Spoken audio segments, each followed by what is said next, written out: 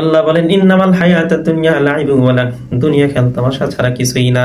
আজকে দুনিয়ার দিকে তাকায় দেখো, কে কত বড় সেলিব্রিটি, কে কত বড় ভাইরাল, কে কত বড় জনপ্রিয়। ভাইরালের নেশায় ধরছে মুসলমান। আজকে বীরের জাতি হইয়া নিজে শাড়ি পইরা লিপস্টিক মাখাইয়া সবার সামনে তুমি টিকটক করো, মেয়েদের পোশাক পরে তুমি নাচ দেখাও, ভিউ কামানোর জন্য তুমি আলগা চুল লাগাও। শুধু তাই না রে মুসলমান, আমি যে মুসলমান এটা তো আগে বলছি, কিন্তু মৃত্যুকেও ভুলিয়া গেলাম।